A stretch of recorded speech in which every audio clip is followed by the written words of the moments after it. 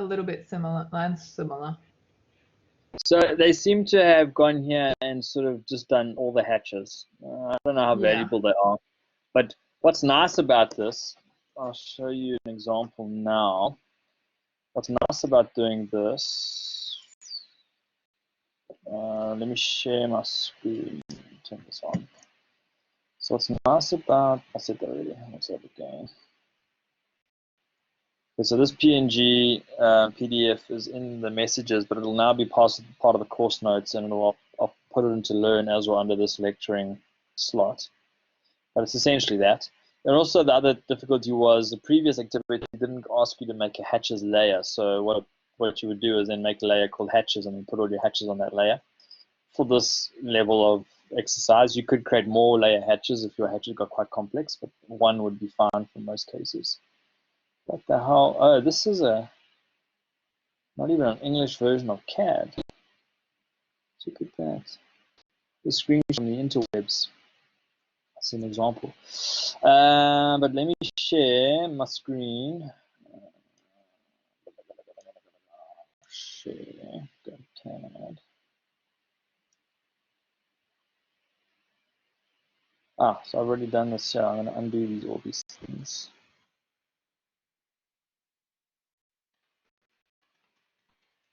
Okay, can you see my CAD screen?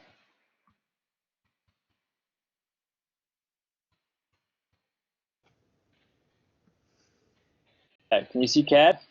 Yeah. So somebody's layout something or other. Hold on. Yep. Oh, James left. I'll come back again now. So these are the kind of layers that were meant to be created the first time, there and thereabouts. And now it wants you to create a whole lot of hatches. And essentially what it is a case of creating a bunch of grids or squares that you can then go and hatch. I just want to make sure James gets back here. Well, mirror effect. Is James back?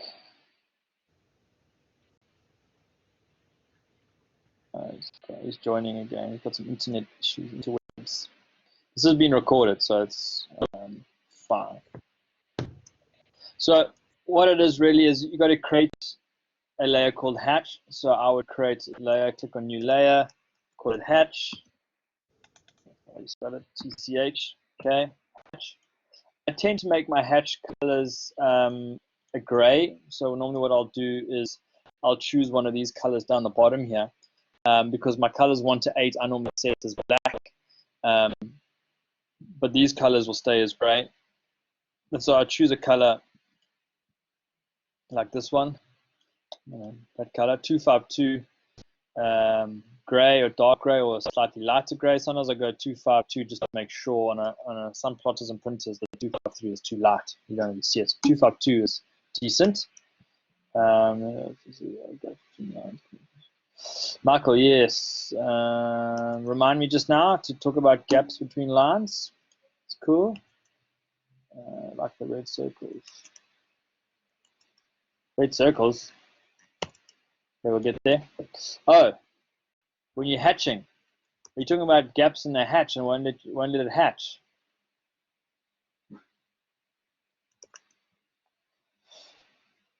If that's the case, just remind me.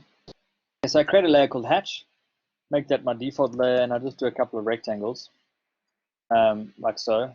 And you can obviously copy these as you want. I'm just going to copy them quite randomly. You're creating a grid.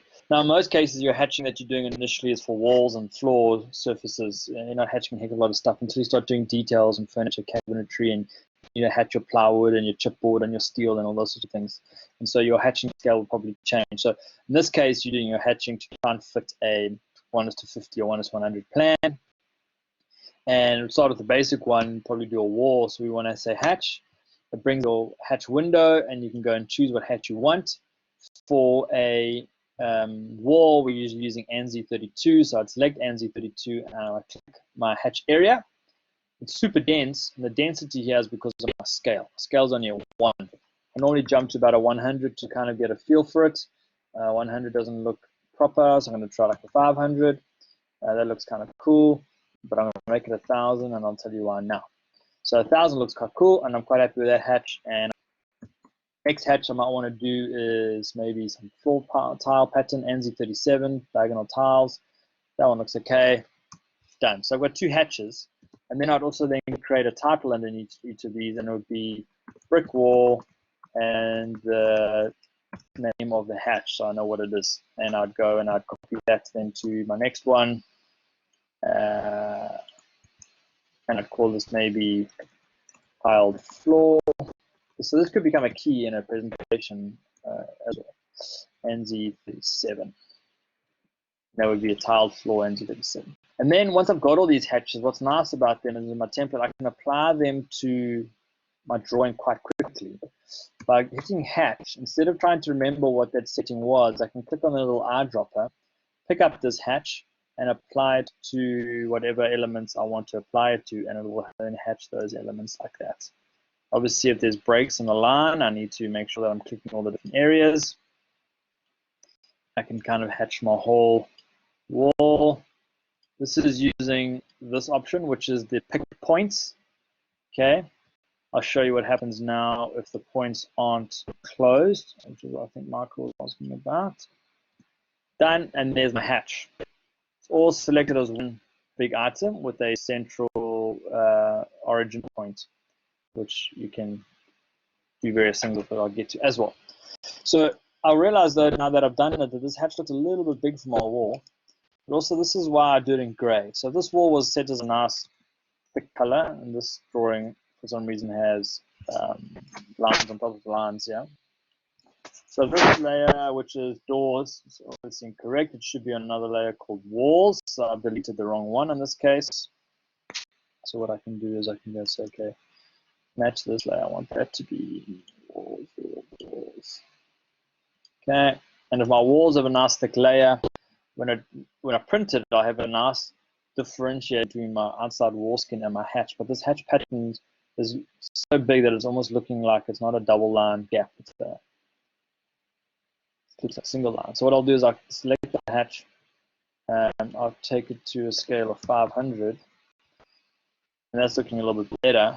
So now what I can do is I can update this hatch by using the MA, which is match properties. Match properties allows me to pick up and paste properties. So pick up that hatch, turns into a paintbrush, that hatch there. So I want that hatch to emulate. And then when I save my template, this will be the correct scale for this kind of drawing. You could even go so far as to say brick wall NZ32 1:50. If that's the kind of scale that would work nicely for. If one is 100, you might want to change it. This works kind of the same way. If I want to now hatch the space with that tiled floor, I'd use my match properties, select it, click it, paint this space here. Sorry, not match properties. Hatch, eyedropper, select the hatch pattern, paste into that space, and boom. Now we have this situation. We've got my hatch showing with its central control point, and this doorway not hatched. So I need to remedy that. Either what I can do is I can draw a temporary line across here, which is a solution. There's various solutions. I'll show some more now. And I can go hatch. I can hatch that space again. It'll match that pattern from previous. The origin point stays the same. But the problem is now I have 2 different hatches. Well, same hatch pattern, but 2 different distinct hatches. And I haven't technically hatched in the doorway, which is fine, I suppose, because that would be a solid element. And what's nice is I do have a line here showing the difference between this tile and the space alongside. That's Harrison screaming. So that's one way to do it. And technically you would have to have a line here showing the difference between one floor surface and another floor surface, unless it went consistently through the space and the whole thing was hatched with the tile. The other way to do it is to not to do that, or that. It's just select your hatch, double click on it, and it brings up a bigger hatch edit dialog. And you turn on this button. So yours might have a display boundary on by default. It just depends on what you did previously and what file you're working on. So it's good to know either way. Is you can add to your hatch.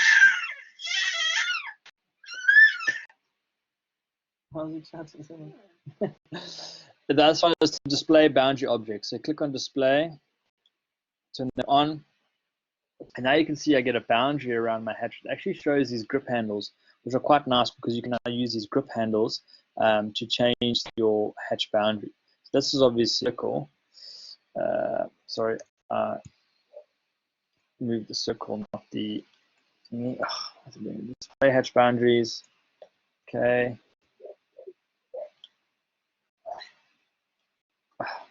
Doing this to me earlier. Recreate boundary. Polyline. Yes. Display hatch boundaries. Come on, man. What does it want me to do? Oh, hold on. We'll go back. Oh gosh, hold on. Tech issues here. Check screen. Okay. Show the jolly boundary. Why I'm not wanting to.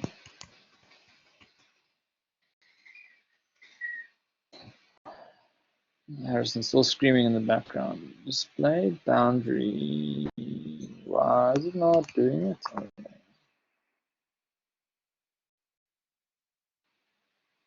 Display. Recreate boundary. Region. Yes. Boundary. Why? This is irritating.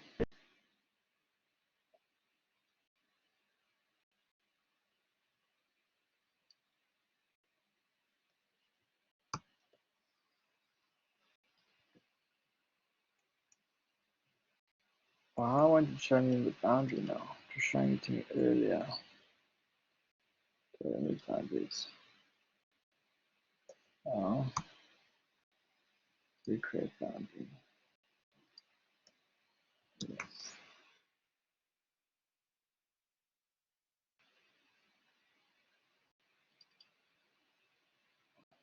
That's just irritating me. Why?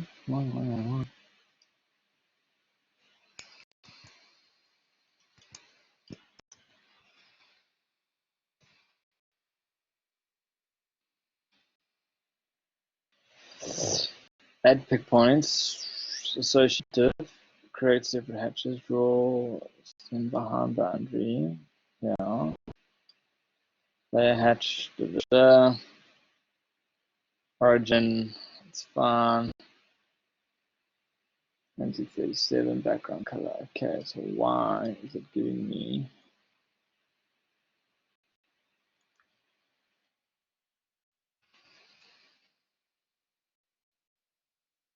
Oh, they're not showing me the boundary. There, okay, that one's showing me the boundary. And if I move the boundary, should move the hatch. Okay, so that's what I was trying to show. For some reason, it wasn't working just now. Let's go back here. Show the boundary. Not showing me the boundary. There's the boundary.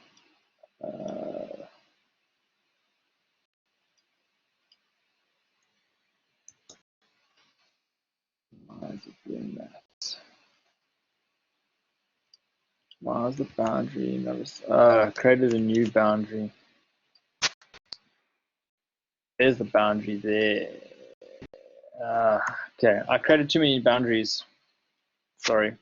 Anyway, I can move this hatch. It's got a specific landing point on it.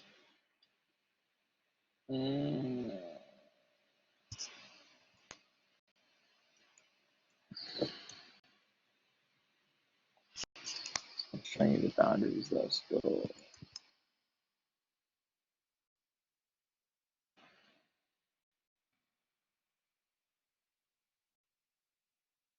It's not giving me the boundaries to see.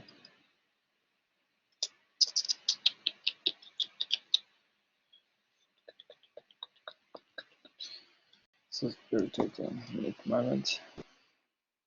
Can't select the boundary origin points to get this to fit here accurately. You can select them there. It's not letting me do it. What I'll do is go copy. Still not going to give me the snap points for that. It's been irritating why it's doing this to me. Let's try a little simpler shape. Raise that, attach this. This is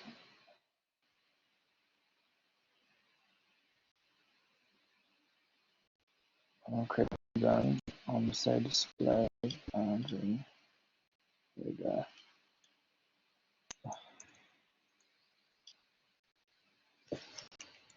Okay, watch this. Hatch boundary. It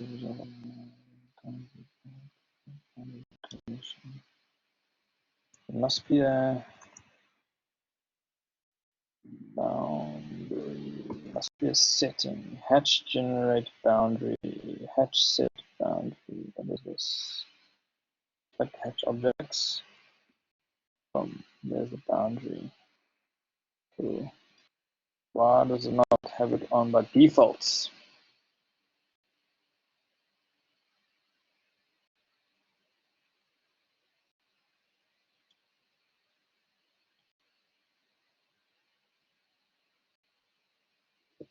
This is irritating me.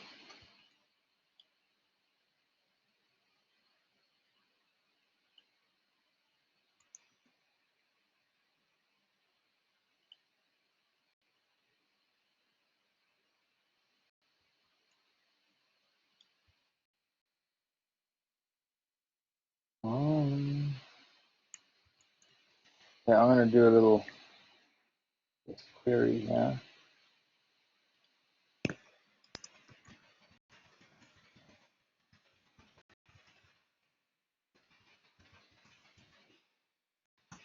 I want to know why my hatch boundary is not showing by default. How to make it shows default? There we go. This is a irritating thing.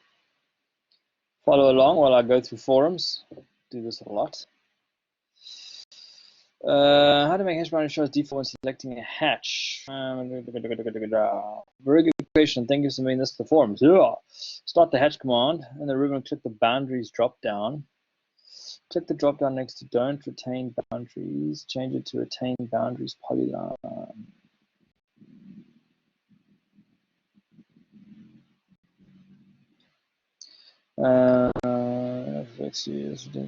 What's the shortcut for this?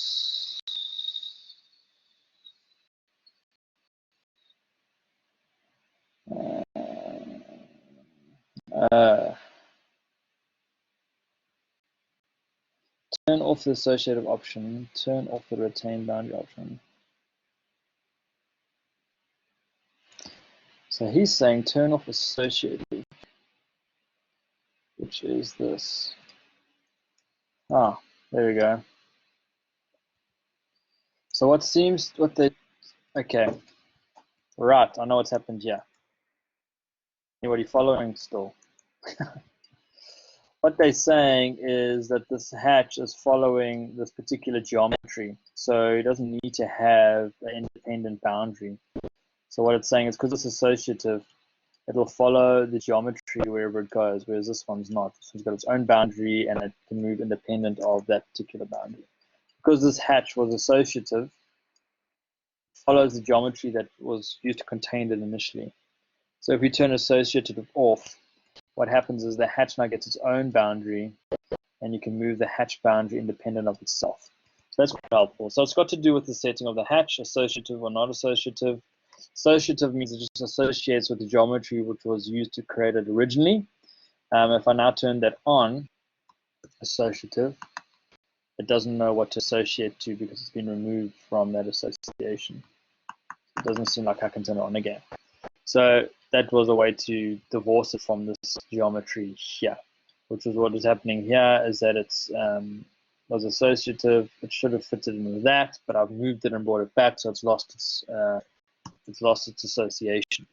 So you'd need to do that. So what you could do then, I suppose, in this case, is hatch this space, go here, turn off associative, see that the hatch boundary is there, and then move your boundary to a new place. That didn't need a boundary, that needs something else.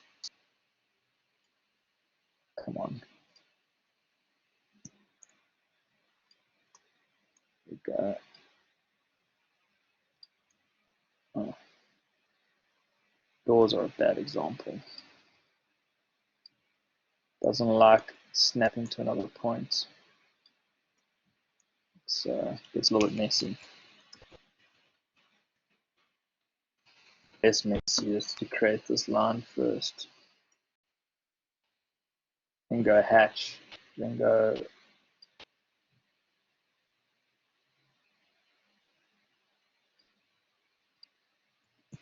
it that way. Send it that way. People still following me now. It's already gone. Still here in the background. Watching Netflix, so I fiddle around on the cat. Okay, so I'm catting too. okay, cool. So hatches, it's the associative issue that determines whether you can see the boundary or not and what it's associated to. Having said all that, you create this grid, you create your hatches, and they should be on the hatch layer. So that if you turned off the hatch layer, which is my current layer, which I'm asking, all those hatches turn off and they're gone, turn them back on, and there they are there and they're back on again. There was a case, I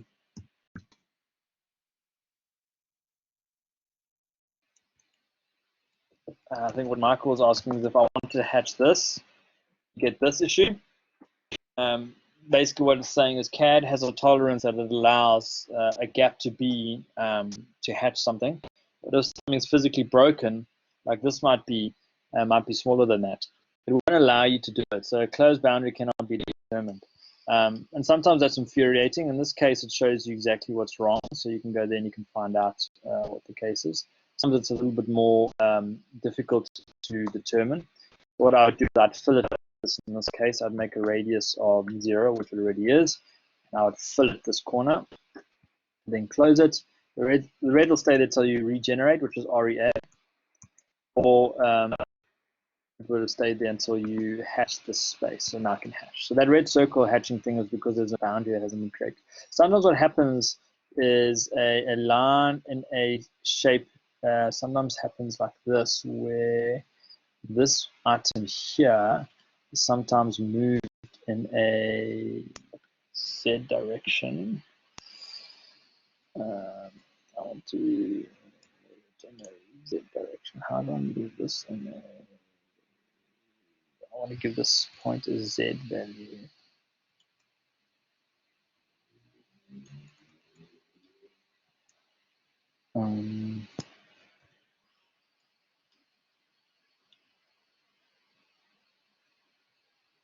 Drafting in 3D is freaking difficult.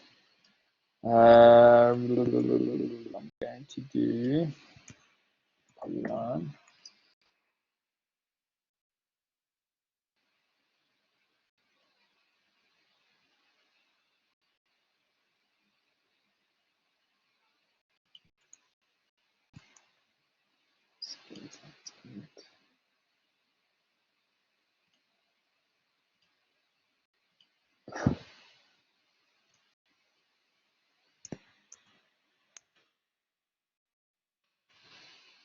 Working in 3D and CAD is truly painful. So what I'm going to do here is I'm going to start with geometry vertex 1. Why it's not showing me that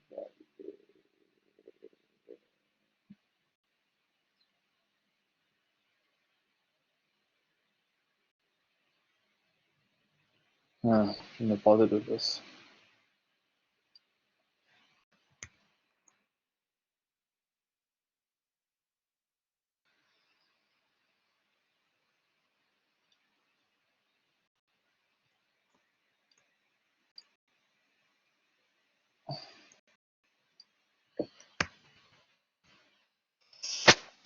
Okay. get to what I'm trying to explain now. So sometimes what happens is this. So you have something that looks like it's 2D, and so when you join it together like that, and like that, and then you try and hatch this, what it's actually done is it's hatched between two different planes. What should be happening, let's check that. It's projected the hatch onto 2D, but it's using these things as boundaries, and those things aren't even on the same elevation.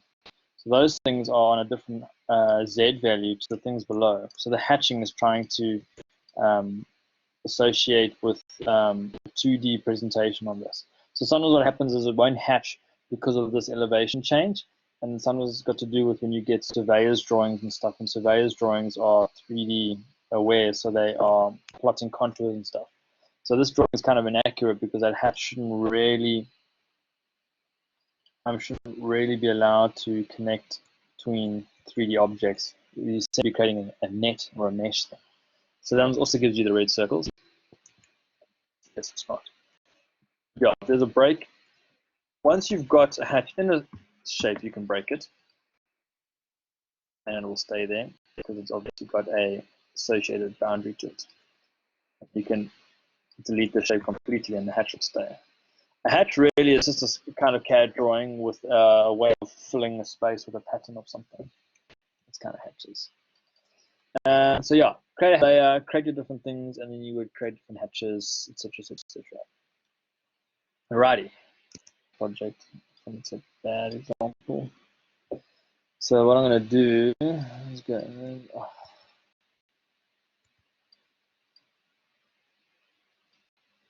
My blocks. So I'm going to create a circle, rectangle around it. Dimensions. What size is this thing? 7. Okay, let's make a block. Call it 01. Base point. Create block. Okay, insert this block. 01. Insert. There it is. What?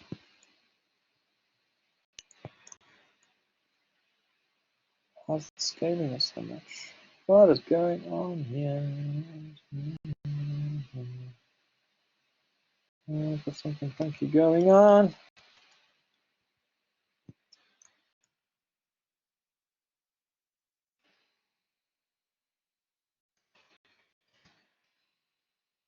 Everyone has problems halfway through or something. Why is insert block 01 insertion options? There's one screen. Input scale factors going on. So there we go. Okay, so the scale factor that I need to make sure it was 1:1 scale, not specify on screen. Then if I went over here and I did the other way around, so I wanted this to be outside the rectangle, save new 02, save block, close, and then go insert block 02, so there we go, that's other one. So that other drawing is something wrong with something going on there. But yeah, that's how you would define a block. You just change in the block editor and then save it as something else, redefine it. You should technically be able to do edit this in place and do the same thing. So if you went block in place, edit it, and you decided that you wanted to say now include this, let's do this, like say diagonal across there, diagonal across there, and you should be able to see here. You won't be able to save it as something else, but what you could do is just copy that to your clipboard, then go save. If you want to save, save, yeah. Then I can go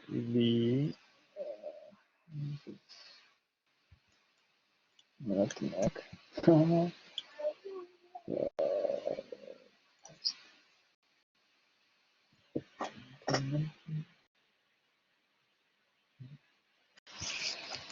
That didn't work. You have to do it.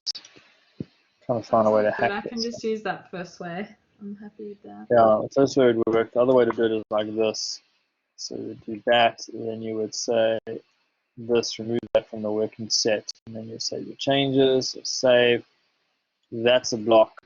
This isn't, and you can go and change that kind of thing. Bit of a workaround, but yeah, there's a way to redefine them by save new is the way to do it. What was the other question here? What command, Michael, are you asking about? What command for what?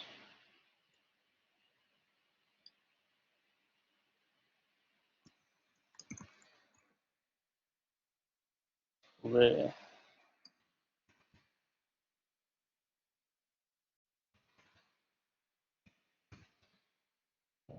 Typing slowly here. And Brittany, what was your other question you had? Or was it this one? Redefining a block. I'm just doing activity 3 point something right there. Okay. I wasn't sure whether I was doing it correctly, but I think I am because I checked it in paper space in it. So these activities, I can see what they're trying to do, and they're trying to get us to set up a template. So once we're done all the activities, we'll have a full. Yep, that's the idea. Template. Template that you can use and reuse and reuse and reuse again and again. So that's why it makes sense to get it right. Otherwise, you're going to have it with issues. Yeah. 3.2.1, and it's doing all the annotations and symbols. It just asks you to create a table. Yeah. It gives you the scale of 1 to 100, so then you copy that into 1 to 50, 1 to 20, 1 to 10, 1 to 5. And I was just wondering, because it's taking me a while, but you literally have to like scale it down. Yes, I can show you how to do the scaling thing. That was your question. Oh, yes, sorry. Tables, they basically is like creating a spreadsheet table. They're okay. I prefer to I just make my tables own. manually. Is that? I'm making my own for all my legends and stuff. Yeah, I make my manual as well because it's very seldom that it fits perfectly anyway. So yeah, I create my own. You can be a little more creative. Michael, the see the gaps command is not necessarily a command per se.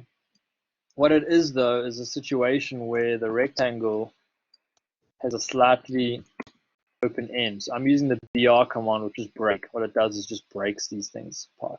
So what would happen, it could be even smaller than that. If I turn off my object snaps and I try and join this piece to that piece visually, it might connect because I haven't refreshed yet. Okay, so that's still connected there. I go and try and connect this to there.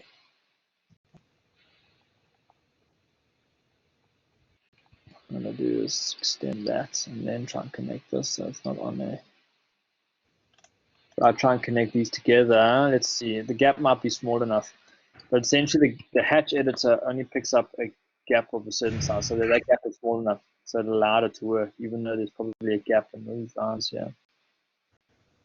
So the hatch editor will bridge certain size gaps, although this may have snapped, although my snap editor's off. I'm zooming in now for days.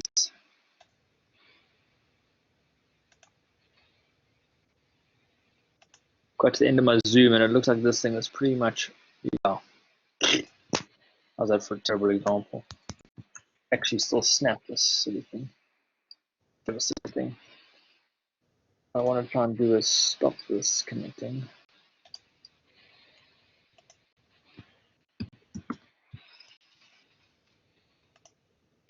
Oh, that didn't work so well.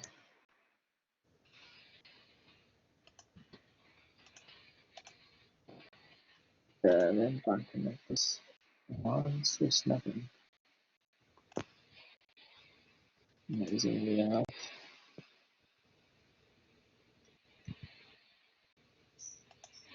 This will hatch still because it's crossing over.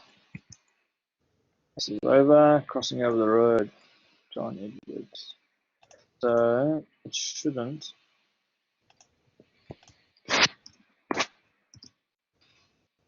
There we go. So there's an issue with the red circles. It's a hatch boundary that says there's an issue and it shows you where the issue is.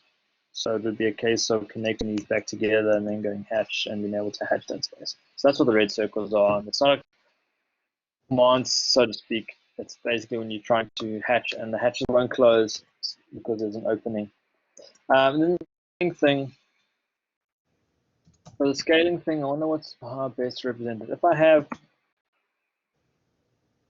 rectangle like that, a rectangle like this. So if I have this, for example, this rectangle, and I want to scale this bottom edge to fit that bottom edge, and then obviously have it grow proportionally, the scaling way to scale that is to scale it by reference. So what we could do is if we knew the factor difference between this length and that length, that's what scaling is essentially. So scaling is a ratio, right? A 1:1 ratio is a square or exactly the same.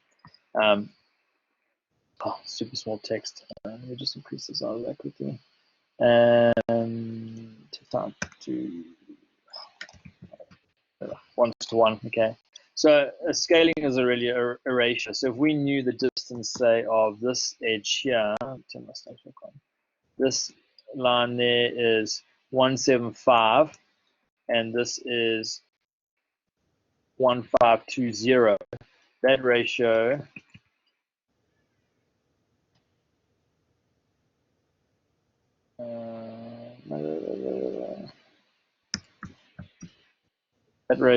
of 175 to 1250. There's a difference between 175 and 1250. We can figure it out what it is by reducing one of these to 1. So 175 to 1 is easy enough to do, but then we'd need to do 1250 divided by 175, 7.14.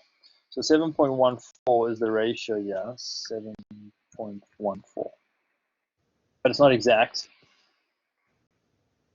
Oh, sorry, 1 is to 7.14. That's now the ratio of this bottom edge to that bottom edge. So I could go and I could expand this. I could say, okay, technically what that means is if I want to scale this thingy, I need to press scale and just point, and I need to put in a ratio of 7.14 to get it to match.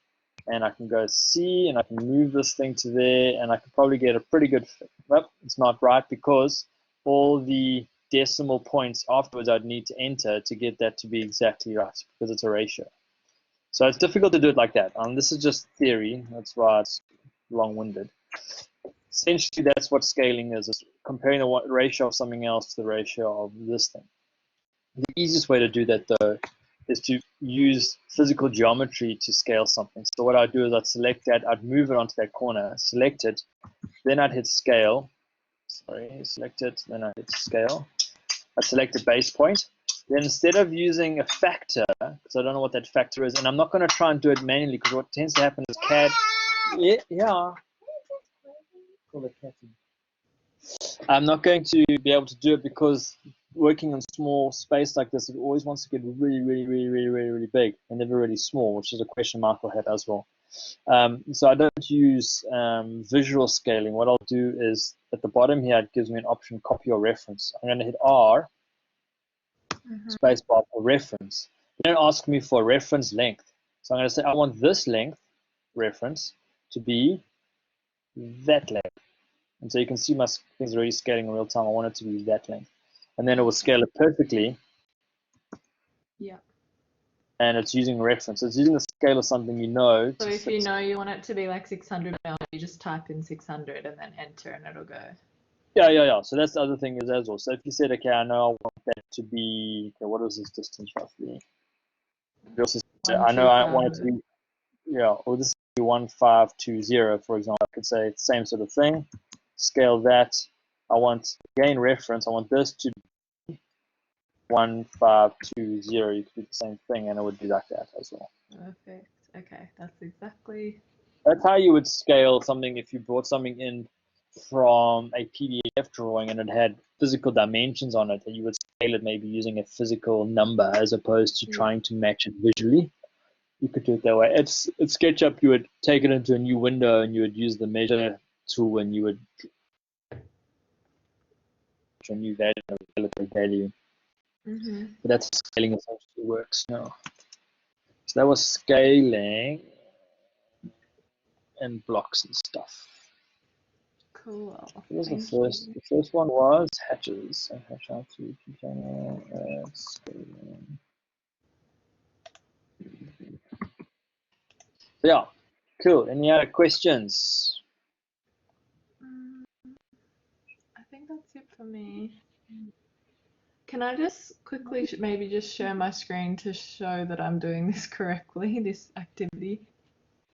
Yeah, cool. Let me just make you a presenter. She should be able to share now. Okay. Where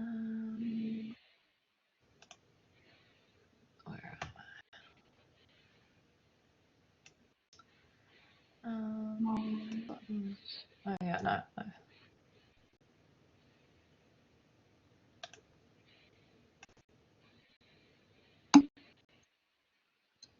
Cool, Marco. I'm sharing. Cool. See how they get like absolutely midget down here? Yeah, what scales at the 1 in 5, isn't it? 1 to 5 versus 1 to 100. Is that correct? They just get smaller, smaller, smaller. I still need to change these. They would, and it starts looking silly in model space. But if you now created a 1 in 5 viewport in yeah, so I just checked space, them. This is the 1 to 100, this is the 1 to 50, and this is the 1 to 20. Yeah, so they all kind of look roughly the same. Interesting, yeah. Yeah. But it's because of the scale they've been at. So yeah, it does look a little bit silly, but that's technically correct. Okay, cool. Are you using an annotated 1 to 5? I can see your multi-leader style has got the annotative symbol next to it. This little thing. I don't know. The Mitsubishi sign. Yeah, what am I doing? What? I don't really know multi-leaders very well. I'm kind of Yeah, we haven't used any multi-leader. Multi-leader is like an arrow call out that you normally use for an annotation. So you'd click, and then you'd be able to type next to it, like an annotative arrow sort of scenario. Yeah, see, I'm not using that very well. Yeah, we're not. But yeah, don't have it as annotative because you're going to have issues with scaling. Because annotative tries to determine scale for it's on one level it's easier because you only have to have a few and you can get it to scale accordingly, but then it's also more problematic later on with issues. How do I turn it off here? Just don't make sure it's not annotative. So go leader structure. Annotative at the bottom.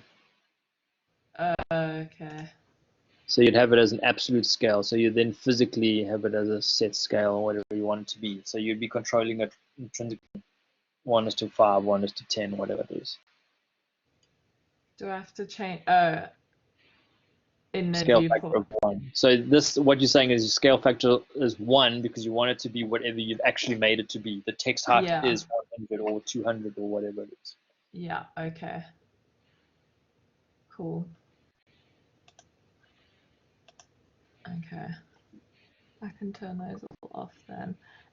Because what I've done is I've just done the arrow and then I've put like an annotation like they're separate, they're not together. So you should do it with a multi-leader. Can you show me how to do that? Yeah, okay. So get this screen thing off. Oh, if I share mine, it will disappear. I don't know how to. How do I get off it again? Don't worry, I'll share mine. Yours should disappear. There you go. Cool. Okay, so multi-leader is essentially you click on a leader, you click on what it is that you want, and then you start typing. Right, which means that first option in the leaders on the right, on the left. Yeah, that one there.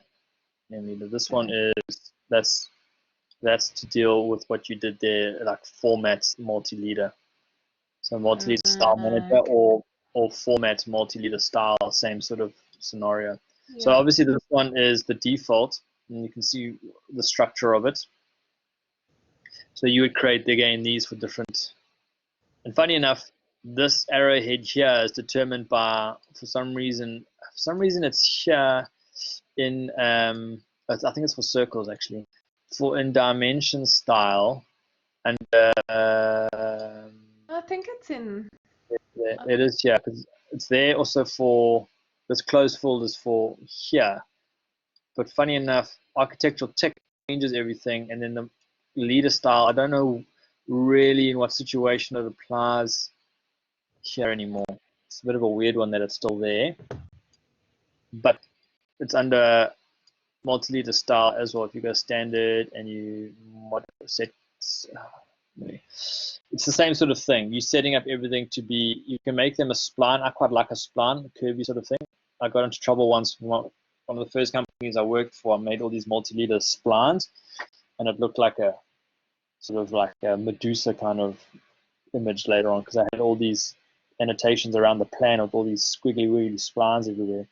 But I liked the spline because it was a curvy line and the drawing was all straight. So I thought, at least you could define the differences. But they should more be, technically they should be a straight kind of boom boom at sort of a 45-degree angle. And then obviously this is all by layer in most cases, line weight by layer, all that kind of stuff. And then you can change the symbol here. So openness depends on your type of drawing. Sometimes a closed one you can have smaller, and an open one you want to have a little bit bigger. And there's obviously different types. If you wanted to have, like you're doing a detail, might have something like that, like a little open indicator on it. So there's different types. So there's less hard and fast rules about this, but they're quite cool. A little dot small might be quite nice. And then obviously you can change the size of, so this is going up from 0. So what do you use format multi-leader style for then? This is format multi-leader style. I'm in format multi-leader style. Oh, you're in, okay. I thought you were in dim style. No, I'm not in dim style anymore. And then the leader structure. So this is your points. It's like boom, boom, 2 points, but you can increase this. It just makes it a little bit more wonky. 2 is normally the neatest way to do it. So it's your boom, boom, and then you've got text. You can make sure that the angle is always set angle, so you can make it 45. Second one, you can always make 0, so it's always flying up in the same direction.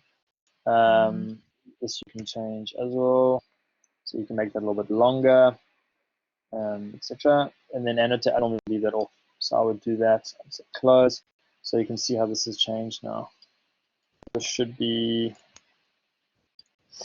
and the text that I'm using here, content text, type into, it should be linked to whatever text you've in your text style. Text style, yeah, which I haven't done. See, there's 4 because I haven't set one. So if I go, should be able to do it from here. Modify. Okay, yeah. Text style. I should be able to do it from there. Oh, there we go. So I should be able to do my standard text, which I wanted to be 100. Regular Arial, apply. So then that should gray out. It hasn't standard default text, whatever. It's gonna, I wonder why that hasn't changed to 100. Okay, close. Try it again. See what's going on with that.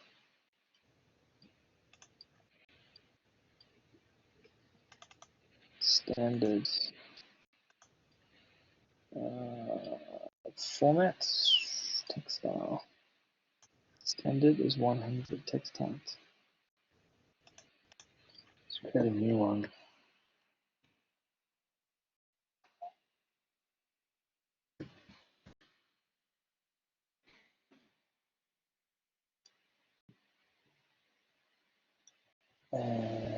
Standard, modify. Let's make this 100. Strange, it's overriding this. I don't know why it's overriding that, but it is.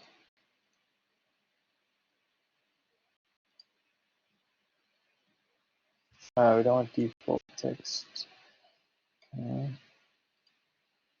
There we go. So obviously my arrow size needs to be way bigger to match my, but again, you'd set them up the same as your, So if it was like a 1 to 100, you make it 100. The yeah, arrowhead's I kind 100. of start with those sort of numbers. I feel like I've done that with mine. It just doesn't quite look right.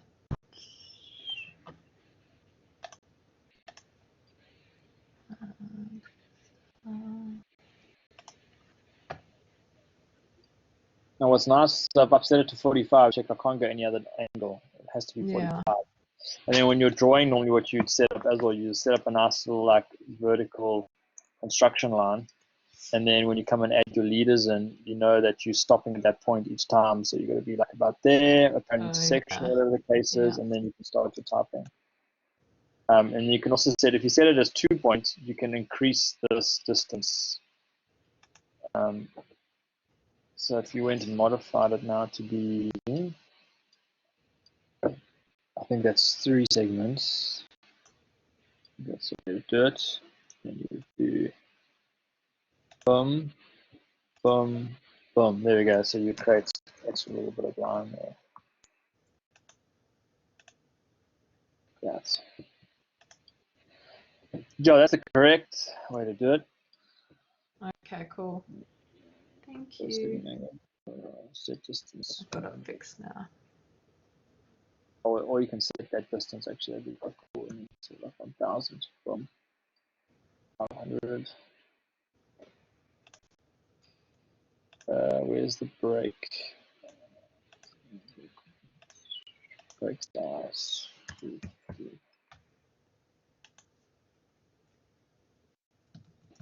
Okay.